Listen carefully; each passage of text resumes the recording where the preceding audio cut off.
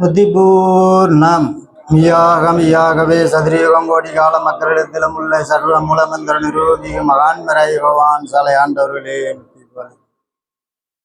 உய்ய வீடேற்ற வந்த உலபல மதங்கள் எல்லாம் உய்ய வீடேற்ற வந்த உலபல மதங்கள் எல்லாம் செய்தொழில் பலியாதாகி இரண்டொன்றாய் கூடி பேசி வையக மாந்தரெல்லாம்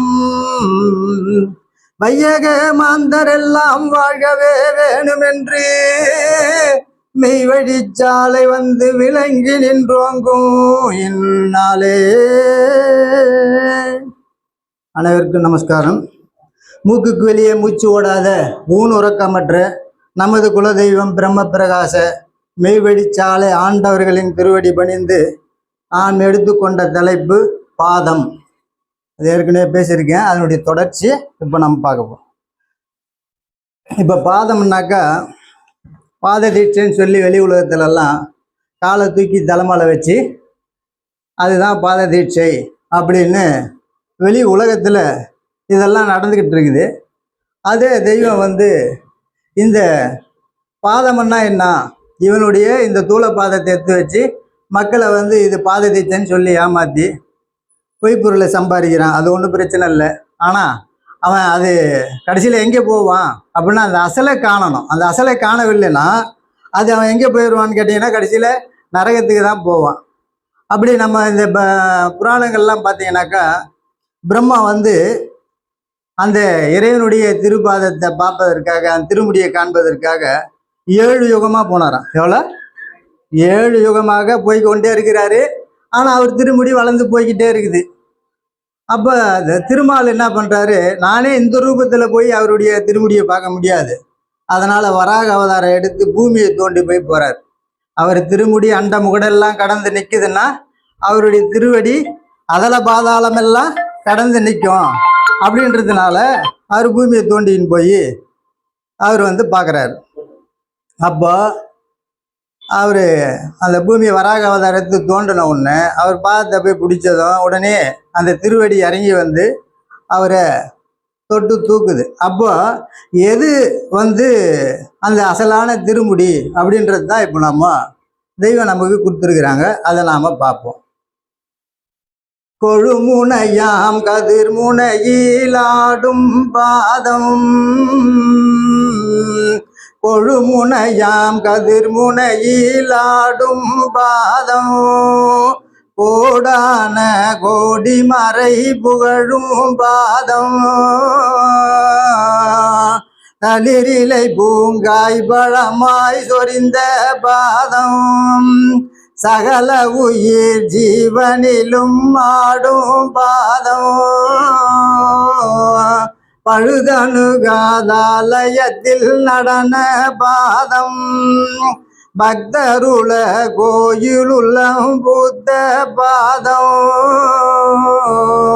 நழுகுமன தவர்கதுவே நாச பாதம், நம்பினவர் குடி திருவங்கேறும் வாழ்வே.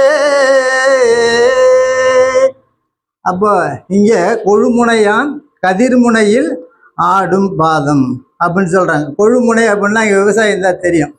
அந்த விதை போடும் போது அந்த கலப்பையில் அந்த கூறு வரும், அந்த மண்ணை இப்படி அப்படியும் பெறட்டும், அது கொழும்பாங்க, கொழுமுனைம்பாங்க. இப்போ இங்கே கொழுமுனையா கதிர்முனையில் ஆடும் பாதம். கதிரவன் நம்ம சொல்கிறோம் இல்லையா, கதிரவன்னா யார்? சூரியன் இல்லையா? அவருடைய கிரண கதிர் எங்கேருந்து வருது? ஒரு சன நேரத்தில் 5000 மைல் அங்கேருந்து இந்த பூமியை நோக்கி வருது.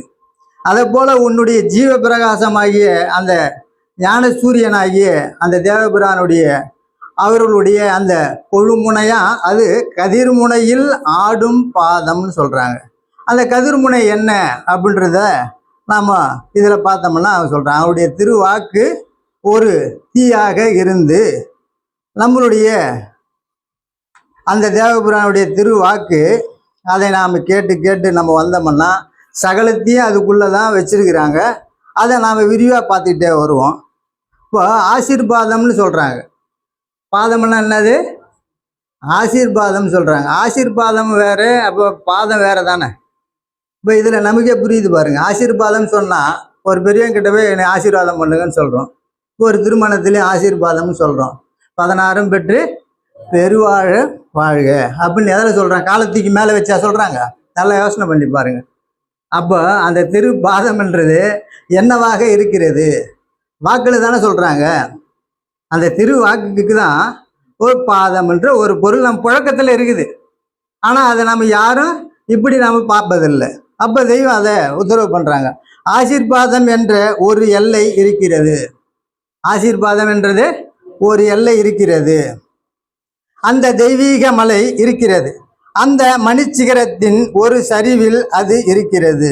எது இருக்கிறது? அந்த ஆசீர்வாதம் என்ற. இப்போ எனக்கு பிடிச்சாதான் நான் ஆசீர்வாதம் பண்ணுவேன். எனக்கு பிடிக்கலாம் என்ன பண்ணுவேன்? சாபத்தை விடுவேன். அதானே. அப்போ எங்கே இருக்குது ஆசீர்வாதம் என்றது? அவனுடைய உள்ளத்தில் அவனுடைய கருணையினால அந்த ஆசீர்வாதம் நமக்கு பிறக்கணும். அதுதான் ஆசீர்வாதம். அது ஒரு சரிவில் இருக்கிறது. அங்கு போய் நின்று கொண்டு தான் அதை தொட்டு கொண்டு தன் மெய்தவ மேருவாகிய பெரியோர்கள் அந்த ஆசீர்வதிக்கிறார்கள். அங்கே நின்று போய் தான் ஆசீர்வாதன்றதை தன் மக்களுக்கு அளிக்கிறார்கள். ஆசீர்வாதம் கேட்பவர்களின் முயற்சி மேலெழுந்த வாரியாக இருக்க வேண்டும். இருந்தால் அப்பெரியோர்களும் மேலிருந்த வாரியாக இருக்க வேண்டும். இருந்தாலும் அப்போது அப்பெரியோர்களும் அந்த சும்மா நம்ம போடுபோக்காக சொன்னோம்னா அவங்களும் போடுபோக்காக ஆசீர்வாதம் சொல்லுவாங்களாம். அப்படி நம்ம உள்ளம் கனிந்து இறங்கி நின்று நம்ம கேட்டோம்னா அவங்க அந்த ஆசீர்வாதம் என்ற எல்லைக்கே போய் அந்த சரிவில் இருந்து கொண்டு உனக்கு ஆசீர்வதிப்பார்கள் அப்படின்னு சொல்றாங்க. அப்போ இது யார்கிட்ட இருக்குது? கேட்குறவங்களுடைய எண்ணத்தில் இருக்குது. நம்ம போடுபோக்காக கேட்டோம்னா அவங்கள போடுபோக்காக ஆசீர்வாதம் சொல்லுவாங்க. ஆசீர்வாதம் கேட்பவர்களின் முயற்சி மேலெழுந்த வாரியாக போடுபோக்காக இருந்தால் அப்பெரியோர்களும் போடுபோக்காக வாயினால் ஆசீர்வாதம் என்று சொல்வார்கள். இப்போ இந்த இடத்துல எதில் சொல்லுவாங்க ஆசீர்வாதம்னு? வாயினால, அவங்க வாக்குனால அதை சொல்லுவாங்க. இப்போ பாதமெல்லாம் நமக்கு ஓரளவுக்கு தெரியுதா? இப்போ நம்ம இந்த காலத்துக்கு மேலே வச்சு ஆசீர்வாதம்ன்றதை கொடுக்கறது வேறன்னு தெரிஞ்சு போச்சா? நம்ம புழக்கத்தில் நடைமுறையில் இது இருக்குது இல்லைங்களா? சொல்லுவார்கள். ஆனால் கேட்பவர்கள் கனிந்து நின்று மெய் முயற்சியோடு கேட்டால் அவர்களும் அந்த ஆசீர்வாத எல்லைக்கு போய் நின்று கொண்டு ஆசீர்வதிப்பார்கள். அவர்களை ஆசீர்வாத எல்லைக்கு போகச் செய்வது கேட்பவர்களது அன்பு நிறைந்த யதார்த்த முயற்சி. அதுதான் உடன் ஜெயம். நம்முடைய முயற்சியில தான் இருக்குது அவங்களை அந்த எல்லைக்கு போக வைக்கிறதும் போக வைக்காததும் அப்படி தான் இருக்குது. இப்போ இங்கே பார்த்தீங்கன்னா நம்ம ஊர்லேருந்து ஒரு பெரியவர் வந்தார். வந்து தெய்வத்துக்கிட்ட ஒரு 10,000 ரூபாய் கட்ட அந்த காலத்தில் வச்சுட்டு ஆசீர்வாதம் கேட்குறாங்க. கேட்ட உடனே தெய்வம் என்ன உத்தரவு பண்ணாங்க? நான் என் பிள்ளைங்கிட்ட தான் வாங்குவேன், இது என்ன எடுன்ட்டாங்க. இல்லை சாமி வச்சிங்க அப்படின்றாரு. எடுயா, நான் என் பிள்ளைங்கிட்ட தான் வாங்குவேன், உங்ககிட்ட நான் வாங்க மாட்டேன் அப்படின்னு அவங்க கடைசி வரல அவங்க வாங்கவே இல்லை, எடுத்துட்டாங்க. ஏன்னா அவங்க தம்பி சேர்ந்துட்டாரு, அவர் காணிக்கை வச்சாரு, சபையில் சேர்ந்துட்டாரு, ஏற்றுக்கிட்டாங்க. ஆனால் அவங்க அண்ணனை சேர்க்கவே இல்லை. அப்போ எதுக்காக அவங்க சொல்கிறாங்க? நான் என் பிள்ளைங்கிட்ட தான் வாங்குவேன்னு சொன்னாக்கா அதோடைய அர்த்தம் என்ன? நான் உன் பிள்ளைய ஆய்க்கிறேன் அப்படின்னு நம்ம வாய் விட்டு கேட்கணும் இல்லையா? அதை அவங்க எதிர்பார்க்குறாங்க. கடைசி வரலுமோ அவர் சேரவே இல்லை. திருப்பணும் இன்னும் 1 வருஷம் பத்து வராரு. திருப்பணும் அதே மாதிரியே காணிக்கை வைக்கிறாங்க. திருப்பணும் தெய்வம் அதையே உத்தரவு பண்ணுறாங்க. நான் என் பிள்ளைங்கிட்ட தான் வாங்குவேன், நீ காணிக்கை எடுன்ட்டாங்க. கடைசி வரலும் வாங்கவே இல்லை. அப்போ பாருங்க, அப்போ அவங்கள ஆசானை கொண்டு போக வைப்பது யார்கிட்ட இருக்குது? உள்ளம் கனிந்து அன்புருக அவங்க கிட்ட கேட்டோம்னா அவங்க உனக்கு அந்த ஆசீர்வாத எல்லைக்கே போய் அவங்க நமக்கு ஆசீர்வதிப்பார்கள் அப்படின்னு நமக்கு உத்தரவு பண்றாங்க.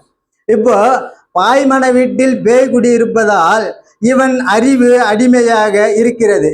மெய்ஞானிகளுக்கோ தங்கள் நினைவே விளைந்து பழுப்பேறி நாத ஒளியாக மாறி விடுகிறது.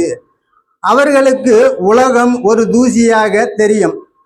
நினைவு என்பது கிடையாது, பிரம்மமாகவே மாறி விடுகிறது. அவர்கள் நாத அறிவைத்தான் வகி, அசரீரி வாக்கு என்று, அப்புறம் அசரீரி வாக்கு என்று கூறப்பெறுகிறது. அதைத்தான் அவங்க என்ன உத்தரவு பண்ணுறாங்க? அசரீரி வாக்கு அப்படின்னா வகியை தான் அசரீரி வாக்கு என்றும் வகி என்றும், பைபிள் எடுத்துட்டோம்னா வானோசை என்றும் இறைவன் சொன்னார் அப்படின்ற சொல்கிறோம் இல்லைங்களா? அது அப்போ அவங்களுடைய வாக்கு என்னவா இருக்குது? அதை பைபிள்லேயே கொடுப்பாங்க. ஆதியில் ஒரு வார்த்தை இருந்தது, அது தேவனிடத்தில் இருந்தது, அது தேவனாகவே இருந்தது. அதுதான் சகல சிருஷ்டிகளையும் படைச்சது. 84,100,000 ஜீவராசியும் படைச்சது அதுதான். மனிதனையும் படைச்சது அதுதான். அது எது அப்படின்னு பார்த்தா, அந்த 4 வகை யோனி 7 வகை தோற்றத்தையும் படைக்கின்றது அந்த ஆதாமுடைய பாதமாகிய அவங்களுடைய தேவனுடைய அந்த திருமொழிக்கு தான் இவ்வளவும் கொடுக்குறாங்க. அவங்க சொல் செயலாகும். என்னாகும்? எம்முடைய வார்த்தையை கேட்ட மாத்திரத்தில் எமன் அடே அங்கே போவாத, 7 கடலுக்கு அப்பாலே இருந்து எம் நினைவாக ஒருவன் இருப்பானாக. அந்த யமன் நாங்கள் அடே அங்கே போவாத, நம்மால் ஒருத்தர் இருக்காங்க நான் உத்தரவு போட்டதும் அங்கே யமன் போக மாட்டாங்க. அப்போ அவங்க வாக்கு எப்பேற்பட்டதாக இருக்குது அப்படின்னு பார்த்தோம்னாக்கா சொல் செயலாகக்கூடியதாக இருக்குது. இது எப்படி இருந்துச்சு? அந்த ஆதியில் ஒரு வார்த்தை இருந்தது நம்ம சொல்கிறோம் இல்லையா? அக்கியோ நந்த வல்லீரில் உள்ளீரில் தூக்கிய வேலியாக்கிய நாள் தலை நோக்கிய நோக்கு நோக்குடை நோக்கெலாம் நோக்கிய நோக்கு நோக்குடை நோக்கெலாம் ஆக்கிய பிறவாகமெங்கோதுவாம். அந்த கான்முளை ஆதிக்கு முன் ஆதியாக அந்த இருட்கோலமாக இருந்த அந்த பிரம்மம் சகல சிருஷ்டிகளையும் அதுதான் படைக்குது. விண்ணும் மண்ணும் கதிர் மதியும் விண்பணிதாரகையும் விலங்குவன மலைகளுடன் விரிந்த குலாசலங்கள் எல்லாம் எங்க இருந்துச்சு? அந்த பிரம்மத்துக்கிட்ட அது இருந்தது. சகல சிருஷ்டிலையும் அது படைத்து காத்து ரட்சித்து உன்னை அந்த பரமபதத்தில் ஏற்றி வைக்கணும். ஆடு மாடெல்லாம் இருக்குது, அதுக்கெல்லாம் சொர்க்கம் தேவையா? இல்லை தெய்வம் தான் வேணுமா? இல்லை அதுக்கு நீதி கட்டளை அதெல்லாம் இருக்குதா? ஆனால் மனிதருக்கு மட்டும்தான் தனித்த அந்த அறிவின்ற பேரறிவாகார அந்த அறிவின்ற மாணிக்கத்தை கொடுத்துருக்குறாங்க. மற்ற ஜீவராசிகளுக்கு அது இல்லை. ஒரு மாடு ஒரு கொம்புல குத்தி ஒருத்தனை கொலை பண்ணிடுச்சு, செத்து போயிட்டான்னு வச்சுக்க, அதுக்கு தண்டனை உண்டா? இல்லை. இதே ஒரு மனுஷன் ஒருத்தனை குத்தி கொலை பண்ணிட்டான்னா அவனுக்கு தூக்கு தண்டனையில் போடுன்னு சொல்கிறாங்க. அப்போ எதுக்கு தண்டனை? மாடுக்கு ஏன் இல்லை? இவனுக்கு அறிவு இருந்து தவறு பண்ணா இல்லையா? மாடுக்கு அறிவு இல்லை, உனக்கு அறிவு இருக்குது இல்லை. இந்த அறிவு இருந்து தவறு பண்ணதுனால தான் தண்டனைன்றாங்க. அதே போல இறைவனை இப்போ படைத்த ஒட்டுமொத்த கோயில் குளமெல்லாம் யார் உண்டு பண்ணது? நம்ம பிரயாசைப்பட்டு நம்ம காசு பண்ணதுனால நாம உண்டு பண்ண தெய்வம் தானே. அப்ப நம்மை படைத்த ஒரு தெய்வம் இருக்குமா இருக்காதா? இருக்கு இல்லையா? அதனுடைய இடத்துல நாம போனோம்னா தான் அவங்களுடைய பாதத்தில் சரணாகதி அடைந்தால் மட்டும்தான் அந்த யமனாகிய அந்த நடுவன் வந்து அழைத்த போது நாரும் இந்த நல்லுடல் சிவவாய்க்கர் சொல்றார். அப்ப நடுவன்னா யாரு? யமன். ஆனா இந்த வெளி உலகத்துக்கு நடுவன்னா தெரியுமான்னு தெரியல. நடுவன் சொன்னா யமன். அப்ப யமன் வந்தா என்ன ஆயிடும்? இந்த தேகம் கெட்டு அழுகி போயிடும், நாரி போயிடும் சொல்றாரு. யார் சொல்றது? சிவவாய்க்கர் சொல்றாரு. அதுக்கு எதிர்ப்பதம் என்னது? நாற்றத்துக்கு எதிர்ப்பதம் மனம். அப்ப சாவுடைய நேரத்துல அந்த நறுமணம் வீசுச்சுன்னு சொன்னா இந்த பாடியில அவன் எங்கே போவான் அப்படின்னு பார்த்தோம்னா அவன் அந்த வைகுண்ட பதவியை அடைந்திருக்கிறான்றதுக்கு அடையாளம் அதுதான். அவங்களுடைய திருவடியில போய் சரணாகதி அடைஞ்சோம்னாக்கா அந்த நறுமணம் வரும் அப்படின்றத அவரு அவ்வளவுதான் சொல்ல முடியும். ஏன்னா அவர்னால சீடர்கள் யாரும் இல்லை அவங்க காலத்துலலாம். அதனால அவங்க விரிவா பேசுறதுக்கு முடியல. இப்போ பாதலட்சணம் போதலட்சணம் பால்முப்பாழின் லட்சணம் பாதலட்சணம் போதலட்சணம். அவங்களுடைய போதை அந்த லட்சணம் என்னவா ஆயிருக்குது? மரண தருவாயில யமனை விலக்கி இருக்கிறது. பாத லட்சணம் போத லட்சணம் பால்முப்பாழின் லட்சணம் போத லட்சணம் வேத லட்சணம் பிறவி மாறிடும் லட்சணம் நாதன் லட்சணம் வாய்மையின் லட்சணம். இதெல்லாம் எதில் இருக்குது? மொத்தம் ஒட்டு மொத்தம் அவனுடைய வாய்மையில தானே. அதை கேட்டு தானே இன்னைக்கு இத்தனை ஆயிரம் பேர் நம்ம இங்கே வந்து உக்காந்துருக்கிற. எதில் மாற்றமாச்சு? தேகத்தில் எதனா மாற்றமாச்சா நமக்கு? அப்போ மாறியது எது? நினைவு. மனமாக இருந்த அந்த மனம் அறிவாக மாறி இருக்கிறது. மாறினதுனால தான் ஆமாம் அவங்க சொல்கிறது கரெக்டாக இருக்குது அப்படின்றது நமக்கு சிந்திக்க வருது. அந்த அறிவில் வச்சு பார்க்கும்போது நமக்கு புரியுது இல்லைங்களா?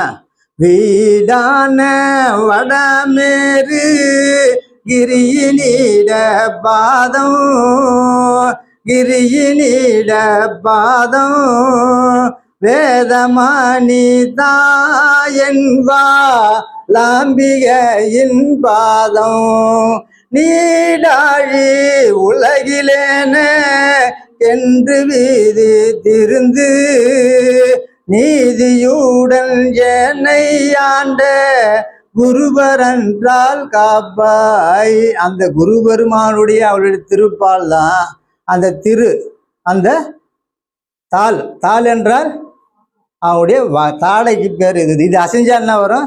துணி வரும்.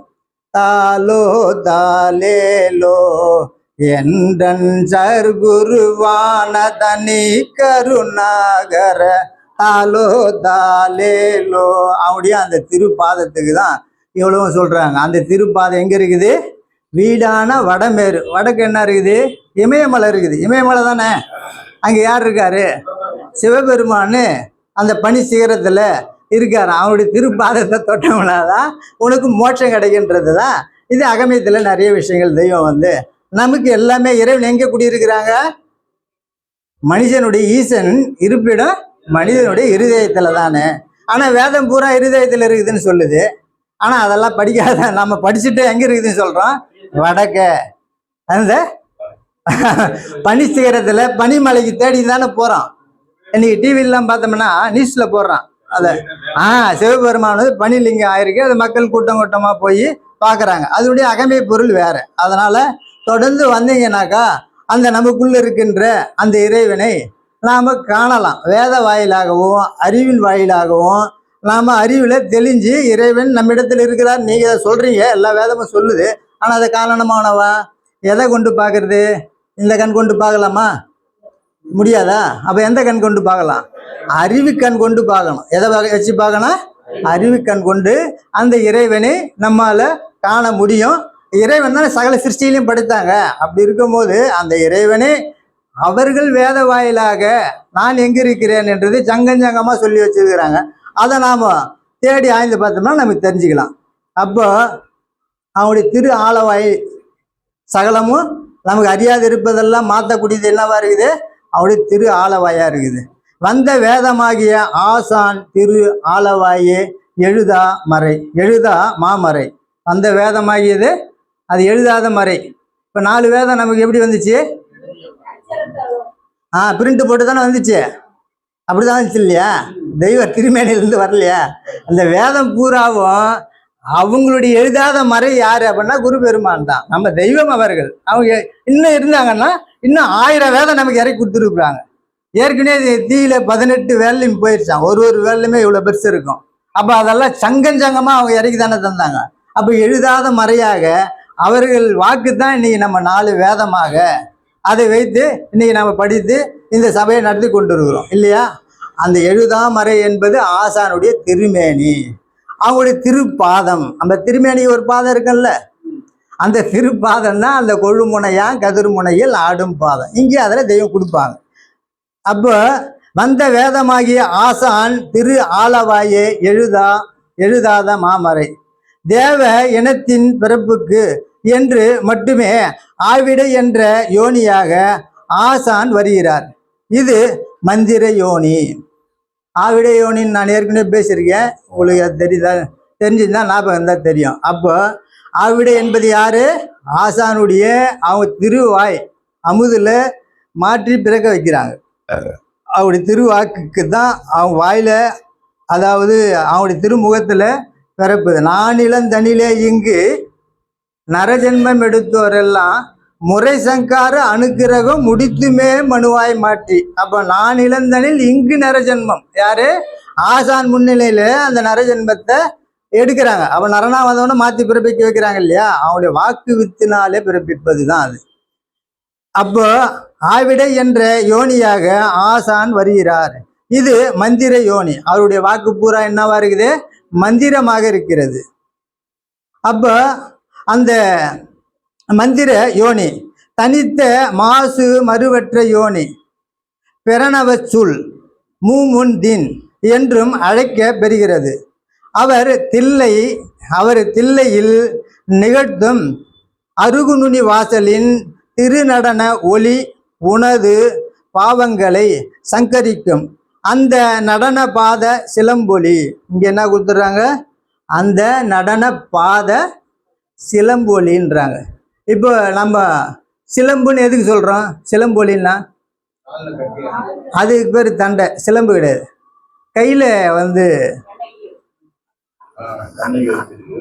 அது கால் சிலம்பு. அதுக்கு பேரு கால் சிலம்பு.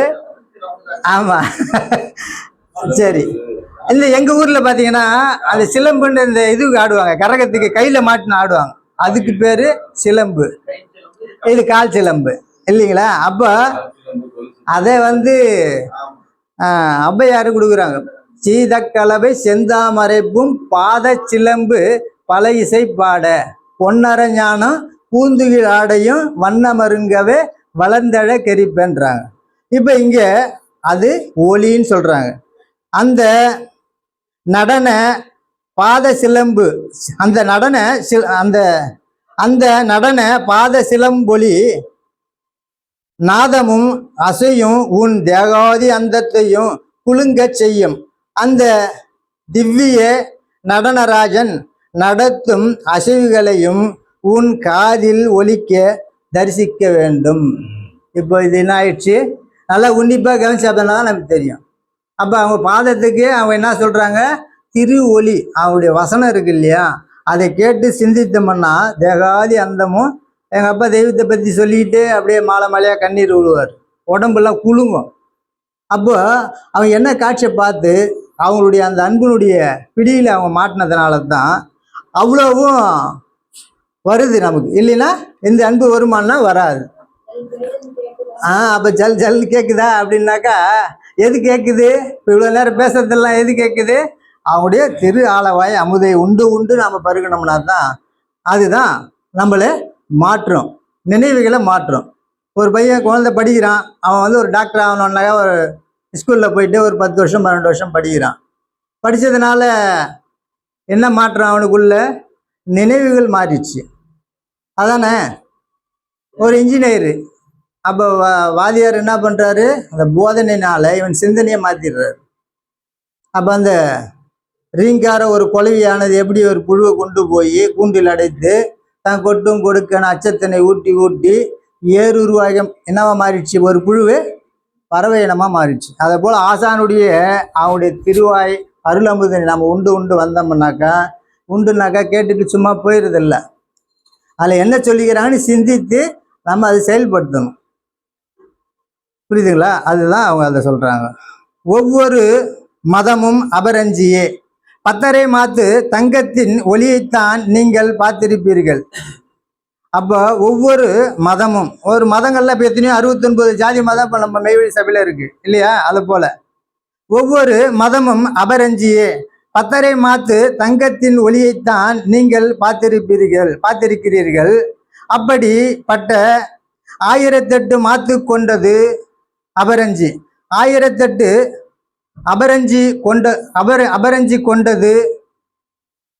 ஆமா, 1008 அபரஞ்சி ஒளி கொண்டது ஒரு கீர். 1008 கீர் கொண்டது ஒரு கிரணம். 1008 கிரணம் உடையது ஒரு மாலி. 1008 மாலி கொண்டது ஒரு சூரியன். அப்போ 1008 மாலி கொண்டது ஒரு சூரியன் அப்படின்ட்டாங்க இல்லையா? அப்ப உங்கள் தூல கண் கொண்டு பார்க்கின்ற இந்த அழிந்து போகிற சூரியனே இவ்வளவு ஒளி படைத்ததாக இருந்தால் நீக்குதற்கரிய பிறவி இருளை மாய்த்து மறுபிறப்பாளனாக ஆக்குகின்ற ஒரு தேவகுரு என்ன அருள் ஒளி உடையவர்கள் என்று எண்ணி பாருங்கள்ன்றாங்க. அப்ப அவனுடைய அருள் ஒளியானது ஒரு குருடனுக்கு ஒரு பிறவிலேயே குருடு 7 கோடி சூரியன் முன்னால் உதித்தாலும் அது வெளிச்சம் தெரியுமா? சரி, அக இருள்னு ஒன்று இருக்குது, அதுதான் அறியாமை என்னும் இருள். இன்னைக்கு உலகம் பூராவும் நாம உண்டு பண்ண தெய்வத்தை தான் வணங்கி இருக்கிறீங்க கண்டி. அப்ப அந்த படைத்த இறைவனை யாரும் வணங்கவில்லை. அப்ப அறியாமை என்ன இருள நம்ம மாட்டிக்கிட்டோமா? அதுதான். அப்ப அந்த நாதை அறிவைத்தான் வகி அசரீரி வாக்கு வான் ஓசை இப்படின்னு எது சொல்லுது? வேதங்கள்லாம் சொல்லுது. வான் ஓசை என்றும் கூறப்பெறுகிறது. அதுதான் அந்த இறைவனுடைய பாதமாக இருக்குது. மந்திர கலையுபதேசம் பிறந்த தலம் எங்கே, பிறந்த தலம் எங்கே, மண் தீண்ட பாதமுமா பட்சியதும் எங்கே. இப்ப நமக்கு இந்த பாதம் மண்ணு தொடுதா? தொடுது. இப்ப நம்ம இந்த தூள பாதத்தை வச்சு நடந்தோம்னா காலில் மண்ணு தொடாமையா இருக்கும். ஆனா அவங்க சொல்ற பாதம் என்ன இருக்குது? மண் தீண்டா பாதம் சொல்றாங்க. மந்திர கலை உபதேசம் பிறந்த தலம் எங்கே, பிறந்த தலம் எங்கே, மண் தீண்ட பாதமுமா பட்சியதும் எங்கே, ஆதி நடனம் புரிந்த சேரியதும் எங்கே. அந்த ஆதி நடனம் ஆடிச்சான், அந்த செய்தி எங்கே கேட்டியா? செவியில கேட்டியா? ஜல் ஜல்னு கேட்டியான்னு கேட்குறாங்கல்ல தெய்வம். அப்போ அதெல்லாம் ஒரு அகமயத்தில் ஒவ்வொன்றும் மறைத்து மறைத்து வச்சு தான் கொடுக்குறாங்க. இதை பகிரங்கமாகவும் நம்ம தெரிஞ்சிக்க முடியாது, சொல்லவும் கூடாது தான். இருந்தாலும் நம்ம பிள்ளைங்க அவங்களுடைய திருவாக்கை நம்ம சதா உண்டு உண்டு பருகணும்னாதான் அதெல்லாம் நம்ம விளங்கும், இல்லைன்னா விளங்காது. அவங்க திருவாக்குன்னு சொன்னால் நம்ம கிணம் கொண்டு பார்ப்போமா? பார்க்க மாட்டோம் இல்லையா? அதில் என்ன சொல்கிறாங்கன்னாச்சு நம்ம கேட்போமா? அப்படின்னாக்கா அதை சதா கேட்டுக்கொண்டே வந்தாயானால் நீ என்னவாயிடுற? தேவனாக மாறிவிடுவான்றாங்க. மந்திரமணி உதயகிரி மலை இருந்ததெங்கே, மலை இருந்ததெங்கே, மாமலையிலே சமய சஞ்சீவியும் எங்கே. அப்போ அந்த சஞ்சீவியாகி அந்த சஞ்சீவிக்கும் அவங்க என்ன சொல்றாங்க? அந்த மண் திண்டா பாதமுமா பட்சியத்தான் அவங்க இத்தனை ரகரகமா சொல்றாங்க. பாதம் என்றாலும் திருவடி என்றாலும் சஞ்சீவி என்றாலும் அந்த ஒரு பொருளைத்தான் குறிக்கிறது. அப்ப வந்த வேதமாகிய ஆசான் திரு ஆலவாயே எழுதா மாமரை. அப்ப அந்த வந்த வேதமாகிய அந்த ஆசானுடைய திரு ஆலவாயை தான் எழுதாத மறை. அப்ப இதை தான் நமக்கு தெய்வம் சங்கமா எடுத்து கொடுத்துருக்குறாங்க. அப்ப ஆசின் மாமரை ஆதி புராதன மாசில்லா தனிகையர் மனுமகள் ஓசை கொண்ட நடனத்தாலே மனு, ஓசை கொண்ட நடனத்தாலே மனு ஈசனாகும் இயல்பெடுத்தோதுவாம். அந்த ஓசை கொண்ட நடனமாகிய அவங்களுடைய அந்த அது ஓசை கொண்ட நடனத்தாலே மனு என்னவாகுவான்? ஈசனாகும் இயல்பெடுத்தோதுவான்றாங்க. அப்போ எந்த மனுவினுடைய இருதயத்தில் ஈசன் விளைந்து விளங்குகின்றானோ அந்த ஒரு முகத்துக்கு மட்டும்தான் யமன் அஞ்சி விலகுவான். வேற யாருக்காச்சும் விலகுவானா? விலக மாட்டான்ட்டாங்க. அப்போ யோனி என்றால் எப்பேர் கொத்த யோனி, மாசடராத இரத்த வாடையே இல்லாத புலால் மனம் அண்டாத தனித்ததொரு தேவ யோனி. அது மகா சுத்தாதி சுத்தம் கொண்டது, மறுவற்ற மாசற்ற மாணிக்க சுத்தம் பொருந்தியது. அதில் அழிவென்பது துளி கூட ஒட்ட முடியாது. அதன் அழகோ இனிக்கின்ற அழகு. அப்போ அதனுடைய அழகு இனிக்கின்ற அழகு, மணக்கின்ற அழகு. அதன் ஒளியோ மாணிக்க பேரொளி. அதனுடைய அழகு எப்பேற்பட்டதுன்ட்டாங்க? மாணிக்க பேரொளின்றாங்க. இதுக்கெல்லாம் எதுக்கு சொல்றாங்க? அதெல்லாம் கேட்டோம்னா தான் நாளடைவில் தான் இதெல்லாம் என்னன்னு தெரியும். குருவின் பாதோதகம் செவ்வையாய் குருவின் பாதோதகம் செவ்வையாய் பாவச்சேற்றை உலர்த்துவதும் ஞான தேஜஸை விளக்குவதும் அப்ப சம்சார சமுத்திரத்தை கடத்துவதுமாக உள்ளது. யாருடைய? குருனுடைய பாதோதகம். அப்ப குருன்னா நம்ம என்ன நினைச்சுக்கிறோம்? ஒரு மனுஷன் நினைச்சுக்கிறோம் இல்லையா?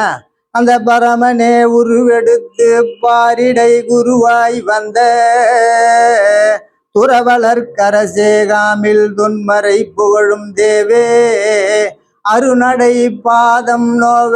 இங்க அந்த அருணடை பாதம் இருக்குது இல்லையா? ஒவ்வொருத்தரை எடுக்கிறதுக்கு தெய்வம் உத்தரவு பண்றாங்க. என் ஈரலில் ஒரு தமறு விழுந்திருக்குதுன்றாங்க. ஏன் அப்படின்னாக்கா அவன் ஒண்ணு நினைச்சுக்கிட்டு வரான் இல்லை, அவனுக்கு தக்கன மாதிரி கிருஷ்ண பரமாத்மான்னு நினைச்சுக்கிட்டு வரான். அப்போ அவனுக்கு அந்த காட்சியை தரணும். ஒருத்தர் ராமபிரான்னு நினச்சின்னு வராரு, அவருக்கு அந்த காட்சியை தரணும் இல்லையா? அப்போ அவங்கெல்லாம் பார்த்தோம்னாக்கா அப்போ ஒவ்வொருத்தருக்கு தக்கனவாறு இந்த இதுவரையில வந்தது ஒவ்வொரு மூல மந்திரம் தான் வந்தது.